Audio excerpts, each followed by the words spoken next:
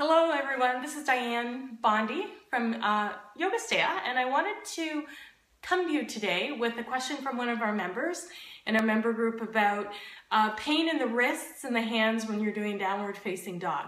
And I'd really like to thank Tara for weighing in with her tips on opening the shoulders before you come to downward facing dog that I will often have with wrist pain. And I appreciate that. So I love it when you guys weigh in, and I love it when you guys ask questions on the page. Here's another tip that I thought was great. You can also use blocks. So I have a few students that end up using blocks in their downward facing dog. And what they do is hold the blocks, because what happens is when you're in downward facing dog, sometimes your hands or your wrists come past 90 degrees. And sometimes that can be painful in your wrists. So what you can do is use a block. And you'll notice here on my mat that I'm taking my block out pretty wide. Okay, so I like to take my block out as wide as my mat, and I'm going to show you it without the block so that you can see as well. And then I use the blocks to push down into the floor. I'm going to walk my knees back, lift my hips up, and come back to downward facing dog. So I have a lot of people who have wrist problems do this, really push into the blocks, lift the sitting bones up, and use this as a modification for sore wrists.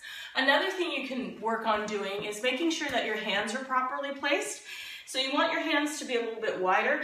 I find when we go narrower, we create a lot more pressure in our wrists because more of the forearms and the hands are doing the work as opposed to the shoulder girdle and the arms, okay? And the forearms. So if you'll see here, I'm putting my hand on the mat. I'll move my hand back here, and my pinky finger is off the mat on both sides. So I've gone really wide. So my outer shoulder and the center of my wrist line up. The creases of my wrists and the top of my mat are in the same direction. I'm going to come right up onto my fingertips first, and I'm going to push into my fingertips. And I want to show you something.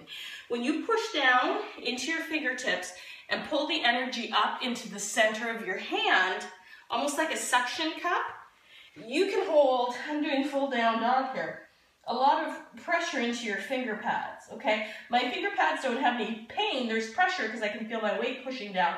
But then when I squeeze my forearms together, the weight comes out of my fingertips. Okay, I want to show you.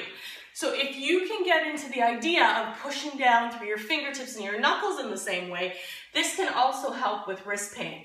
So if you spread your fingertips out a lot, push right down into the pads of the fingers, and then push down into the knuckles. You'll notice I'm lifting my wrists up, push down into the knuckles really, really firmly, then push down to the thumb, and then lightly place the palm. So the weight of my pose, or the weight of my hands, is pushed into the finger pads and the knuckles.